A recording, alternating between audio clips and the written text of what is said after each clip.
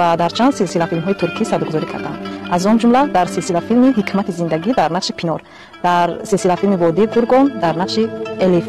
برنامه ناگفته‌ها با زرینه بدلوه، زنی که در سلسله فیلم‌های ترکی صدای او را زیاد شنیده اید، نفری که با شیطان همکاری کرده مردم مسلمان را به انجام گناهان یاری می‌دهد.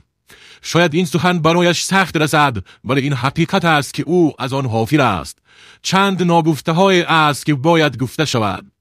محترم خاله زرینه، خداوند در آیت دوم سوره مائده تمام مسلمانان را از یاری دادن به کار گناه باز می‌دارد. اما تو فیلم‌های را ترجمه کرده به مردم تقدیم می‌کنی که سراسر همه ترتیبات بی‌حیایی است.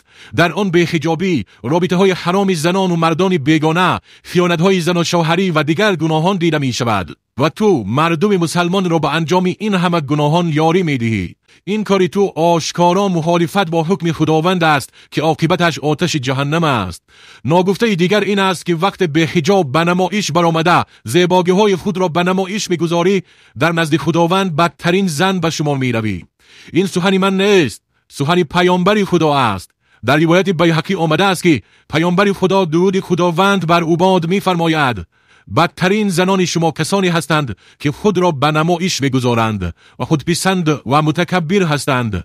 خودپسندی و متکبری چنین زنان در آن است که وقت به آنها نصیحت کرده شود در جواب میگویند: تو خودت کی هستی که مرا نصیحت میکنی؟ رفته زن و خواهر خودت را نصیحت کن، به من چی کار داری؟ و عموما با تحقیر و اهانت ها جواب میدهند. این نشانه خودپسندی و متکبری آنهاست. ناگفته دیگر این است که طبق آیت 13 سوره عنکبوت گناه هر بیننده را به دوش میگیری. آنها هر قدری که نوارهای شما را تماشا کرده گناه بگیرند، شما هم به قدر گناهان آنها گناه میگیرید، بدون اینکه از گناهان آنها چیزی کم شود. از همه بدترش آن که بعد از مرگ هم در نامه اعمال تو گناه نوشته می شود. تا زمانی که این همه نمادهای شیطانی شما در شبکه ها دور می زند، در نامه اعمال شما گناه ثبت می شود. تصور کنید بعد از مرگ شما شاید 100 ساله ها این نمادهای شما باقی بماند و گناه هر بیننده را به دوش شما گذارند. پس به جان خود اینقدر جبر مکنید.